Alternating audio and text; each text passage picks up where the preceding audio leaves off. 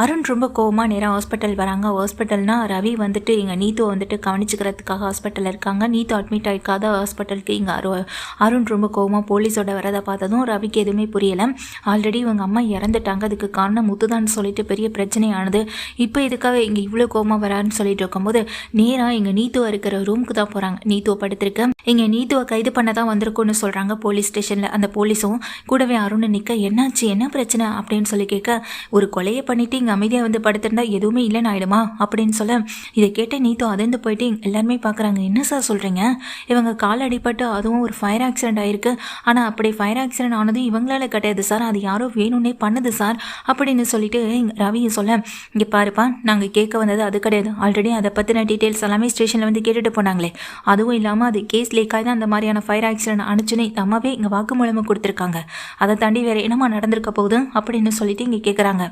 Police சொன்னதை கேட்டதும் இங்கே வாயடிச்சு போய் நிற்கிறாங்க ரவி. சார் அங்கே ஃபயர் ஆக்சிடென்ட் நடந்தப்போ கூட யாருமே இல்லையே சார், அப்புறம் எப்படி சார் அங்கே யாராவது உயிர் பலி ஏற்பட்டிருக்க முடியும்னு சொல்ல, உயிர் பலி நடந்திருக்கு, ஆனால் அது இங்கே நடந்ததுக்கான காரணம் என்ன, அதை நடந்தது எப்படின்னு முதல்ல உங்களுக்கு தெரியுமா அப்படின்னு சொல்லி கேட்க, இங்கே நீத்துவை நாங்கள் கைது பண்ணி கூட்டிகிட்டு போய் ஸ்டேஷனில் வச்சு தான் விசாரிக்க முடியும், டாக்டரை கூப்பிடுங்கன்னு சொல்லி இங்கே கேட்க, சார் ஒரு நிமிஷம் அப்படின்னு நீத்து வந்துட்டு சொல்லிகிட்டே இருக்காங்க. நான் நீத்து சொன்னதை கூட காதில் வாங்கலை.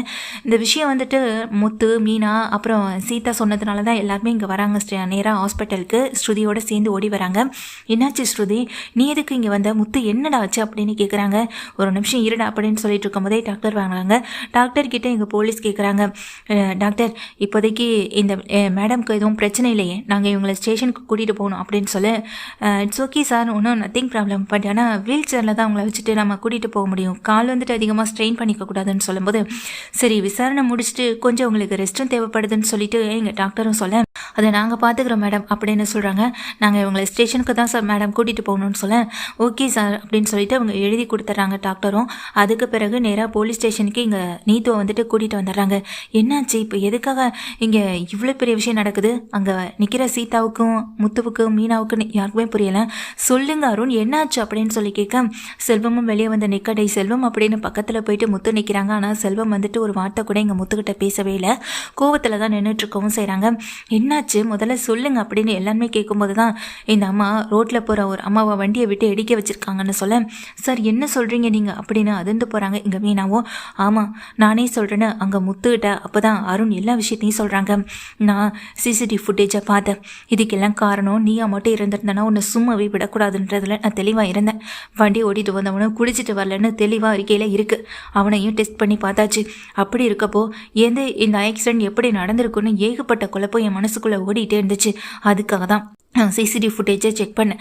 அப்படி செக் பண்ணி பார்க்கும்போது தான் நடந்தது எல்லாத்தையுமே நான் என் கண்ணால் பார்த்தேன் அப்படின்னு சொல்கிறாங்க.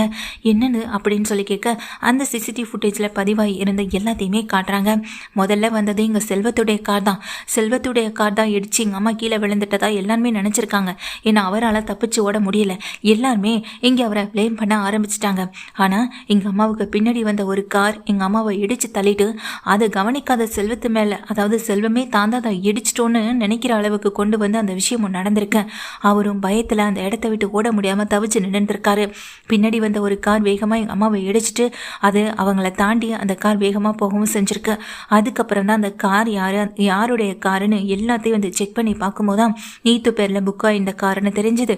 அது நீத்தோடைய காருன்னு தெரிஞ்சுது. நீத்தோடைய டிரைவர் மூலமாக தான் இங்கே அம்மாவை அடித்து இந்த அளவுக்கு பணம் வச்சிருக்கான் அப்படின்னு சொல்ல, இதை கேட்டதுமே நீத்து முகத்துமே ஆடி போய் நிற்கிது. என்ன அருண் சொல்கிறீங்கன்னு அங்கே சீதாவிலேருந்து எல்லாருமே அதிர்ந்து போகிறாங்க. சீதா கேட்டதுக்கு பிறகும் முத்து கேட்டதுக்கு பிறகும் அங்கே இருக்க அருண் உண்மையை சொல்கிறாங்க. அந்த நீத்து பண்ணின வேலை தான் இது. இவங்க எதுக்காக எங்கள் அம்மாவை கொலை பண்ணுற அளவுக்கு போயிருந்துருக்கணும்? ஏகப்பட்ட கேள்வி எனக்குள்ளே இருந்ததுனால தான் ஹாஸ்பிட்டலுக்கே நானே வந்தேன். இந்த நீத்து அட்மிட் ஆகிருக்க அதே ஹாஸ்பிட்டலுக்கு நேற்று நைட்டே வந்து எல்லா எவிடன்ஸையும் நான் எடுத்துக்கிட்டேன் அப்படின்னு சொல்ல, என்ன சொல்கிறீங்கன்னு சொல்லி கேட்க, ஆமாம் இங்கே எங்கள் அம்மா செக்கப்புக்காக வந்திருந்த அந்த நேரத்தில் தான் இந்த ரவி இருக்கிறதா பார்த்துருக்காங்க. முத்தோடைய தம்பி ரவி என்ன இங்கே பண்ணுறாருன்னு அவங்க அம்மா ரவி கிட்ட பேச வந்திருக்காங்க. எங்கள் அம்மா ரவி கிட்ட பேச வந்திருக்காங்க. ஆனால் ரவி அந்த இடத்துலேருந்து நகர்ந்து போனதுனால யாரை பார்க்க வந்திருக்காங்க ரவின்னு அந்த ரூமை எட்டி பார்த்துருக்காங்க. அப்போ தான் ரூமில் இந்த நீத்து பேசின எல்லா விஷயத்தையும் எங்கள் அம்மா கேட்டிருக்காங்க அப்படின்னு இங்கே ஒவ்வொரு விஷயத்தையும் சொல்ல ஆரம்பிக்கிறாங்க. இங்கே அருண் சொல்கிற ஒவ்வொரு விஷயமும் எல்லாருக்கும் பேரதிர்ச்சியை கொடுக்குற விஷயமா தான் இருக்குது. அதாவது நீத்து ஃபோனில் வந்துட்டு இப்போ தான் ஒரு வழியாக அந்த ரவி ஏன் பக்கமாக சாய ஆரம்பிச்சிருக்கான், அப்படியே அவனை ஏன் கூடவே இருக்க வச்சலான்ற ஒரு ஐடியாவில் தான் நான் இருக்கேன். இதுதான் நான் அந்த ஸ்ருதிக்கும் ரவிக்கும் இடையில போடுற மிகப்பெரிய ஒரு பிரச்சனையாகவும் இருக்கும். பிரச்சனை பண்ணிட்டு அந்த ஸ்ருதி வீட்டை விட்டு போயிட்டான், நிரந்தரமாக பிரியணும்னா அவள் டிவோர்ஸ் வரைக்கும் போகணும்ல, கொஞ்சம் பொறுமையாக இருங்க. இந்த நீத்து ஃபோனில் பேசிட்டு ஃபோனை வச்சிடறாங்க. இது அப்படியே இங்கே அவங்க அம்மா கேட்டுறாங்க. கேட்டுட்டு உள்ளே போய் நீத்துவை பயங்கரமாக திட்டிட்டு தான் வந்திருக்காங்க. ஆனால் எங்கே இந்த விஷயத்தை பற்றி வீட்டில் இருக்கவங்க கிட்டேயோ ரவி கிட்டேயோ சொல்லிட்டா நம்ம போட்ட பிளான் எல்லாமே இப்படி ஆகிடுமோ, சொதப்பல் ஆயிடுச்சுன்னா அதுக்கு பிறகு ரவியை நம்ம என்றைக்குமே நம்ம பக்கத்தில் கொண்டு வர முடியாதோன்னு பயத்தில் தான் இந்த நீத்து லேசாக ஆக்சிடென்ட் பண்ண சொல்லியிருக்காங்க. ஆனால் நீத்து பண்ண விஷயத்தினால இப்போ அவங்க உயிரே போயிருக்கு. கடைசியில் இந்த நீத்து தான் அவங்க அம்மாவை கொலை பண்ணவும் செஞ்சுருக்காங்க. உண்மையெல்லாம் தெரிஞ்சுக்கிட்டதுனால எல்லா உண்மையும் வீட்டில் இருக்கவங்களுக்கு தெரிஞ்சிருமோன்ற ஒரு பயம், தன்னுடைய மானம் இதெல்லாம் போயிடுமோன்ற இன்னொரு பக்கம் ஒரு பதட்டம், இது எல்லாம் சேர்ந்து தான் அவங்கள கொலை பண்ணுற அளவுக்கு கொண்டு போய் நிறுத்தவும் வச்சிருக்கு. உண்மை எல்லாமே அருண் ஹாஸ்பிட்டலில் இருக்க சிசிடிவி ஃபுட்டேஜ் மூலமாக தெரிஞ்சுக்கவும் செஞ்சுருக்காங்க. ஒவ்வொரு ரூம்லேயும் ஃபுட்டேஜ் இருக்க தான் செய்யும். அப்படி இருக்கும்போது தான் இந்த விஷயத்தை வந்துட்டு அவங்க தெரிஞ்சு கண்டுபிடிக்கவும் பண்ணியிருக்காங்க. அவங்க அம்மா இறக்க போகிறதுக்கு முன்னாடி கூட 2-3 டைம் இங்கே அருணுக்கு கால் பண்ணியிருந்திருப்பாங்க. அருண் டியூட்டியில் இந்த நேரத்தில் அவங்க கால் அட்டன் பண்ண கூட இல்லை. என் சீதாவுக்கு கால் பண்ணிட்டு இருந்த அந்த நேரத்தில் தான் அவங்க இங்கே ஆக்சிடென்ட்ல கீழே வந்து விழுந்து இறந்து போகவும் செஞ்சுருக்காங்க. பின்னாடி இடித்த கார் தப்பிச்சு போனாலும் முன்னாடி வந்த கார் எங்கள் செல்வம் மாட்டிக்கிட்டாங்க. இதுதான் நடந்திருக்கு. இது எல்லாமே நான் சிசிடிவி ஃபுட்டேஜ் பார்க்க போனதுலேருந்து ஒன்றையும் கண்டுபிடிக்க என்னால் முடிஞ்சுது அப்படின்னு சொல்ல, இதை கேட்ட அத்தனை பேருமே இந்த விஷயத்துலேருந்து வெளியே வர முடியாமல் நின்றுட்டுருக்கேன். இங்கே உட்காந்து நின்றுட்டுருக்கேன்.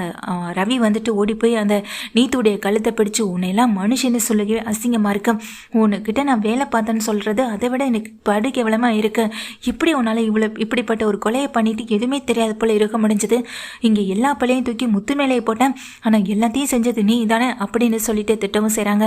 சார், நானே இந்த நீத்து மேலே கம்ப்ளைண்ட் கொடுக்குறேன்னு அங்கே ரவியுமே முன்னாடி வரேன். அதுக்கு அவசியமே இல்லை. எங்கள் அம்மாவை கொலை பண்ணுற அளவுக்கு போன இவளை நான் சும்மா விட்டுருவேனா, இன்னைக்கு காலை முழுக்க ஜெயிலே கிடக்கிறதுக்கு நான் என்ன செய்யணுமோ அதை நான் செஞ்சிடறேன் அப்படின்னு இங்கே சொல்லிடுறாங்க. யதார்த்தமான ஒரு ஆக்சிடென்ட்னா அதை விட்டுல அதுலேருந்து வெளியே வர்றது ஈஸியாக வந்துடலாம். ஆனால் பிளான் பண்ணி ஒரு கொலையை பண்ணணும்னு நினச்சி இவளெல்லாம் காலை முழுக்க ஜெயிலில் தான் கிடக்கணும், நான் இனி பார்த்துக்கிறேன்னு சொல்லிடுறாங்க எங்கள் அருணும். அங்கே நிற்கிற செல்வத்துக்கிட்டையும் முத்துக்கிட்டையும் சாரியும் சொல்லிடுறாங்க அருண். அங்கே இருக்க ரவியுமே முத்துக்கிட்டையும் மன்னிப்பு கேட்டுறாங்க. முத்து இங்கே செல்வத்துக்கிட்ட மன்னிப்பு கேட்டாலும் செல்வம் அந்த கோவத்தை விட்டு வெளியே வர மாதிரி இல்லை. வெளியே வந்ததுக்கு பிறகு, அண்ணன் எதுவுமே தப்பாக நடக்கலைண்ணே, இப்போ வந்து நீங்கள் அவர்கிட்ட பேசுங்கண்ணே அப்படின்னு அங்கே மீனா போய் இங்கே பேசுகிறதுனால செல்வம் பக்கத்தில் வராங்க. உண்மையில எனக்கு எந்த கோவமும் இல்லைடா, ஆனால் உண்மையில கோவப்பட்டு வந்ததுனாலையும் உன்னுடைய முன் கோவத்தினாலையும் என்னென்ன நடந்திருக்கு பாரு அப்படின்னு சொல்லியிருந்தபோது தான் அங்கே முத்து சொல்கிறாங்க, கோவன்றது மனுஷனுக்கு வரது இயல்பு தாண்டா, அது அதை விட அதிகமாக போகிறதாண்டா தப்பு. எல்லா இடங்களையும் நான் கோவப்பட்டு நீ பார்த்துருக்கிறது இல்லை, நான் கோவப்படுவேன் தான், அது நியாயமான காரணங்களுக்காக மட்டுமே தானே இருக்கும் அப்படின்னு சொல்ல எங்கள் செல்வமும் புரிஞ்சுக்கிறாங்க, முத்துவும் அதை புரிஞ்சுக்கிறாங்க. முத்து செல்வம் 2 பேருமே கட்டிப்பிடிச்சு கண்கலங்கி நிற்க எங்கள் வீட்டிலேருந்து வெளியே வர அருணும், இனிமேலாவது உங்களை சுற்றி நடக்கிற விஷயங்கள் என்ன, அது ஏன் நடக்குது, எதனால் நடக்குதுன்றதை புரிஞ்சுக்கோங்க, உங்களுக்காக உங்களை பற்றி அந்த உண்மையை வந்து தெரிஞ்சுக்கிட்டு அதை வெளியில் சொல்லிடுவாங்களோன்ற ஒரு பயத்தால் இன்றைக்கி எங்கள் அம்மா ஏன் கூட இல்லைன்னு சொல்லிட்டு அருண் அழுக. ரவி ஓடி போய் கட்டிப்பிடிச்சு சாரி அருண் அப்படின்னு மன்னிப்பும் கேட்டு அங்கே அருண் கிட்ட வந்துட்டு மன்னிப்பு கேட்டு அவங்க கண்கலங்கி நிற்கவும் செய்கிறாங்க.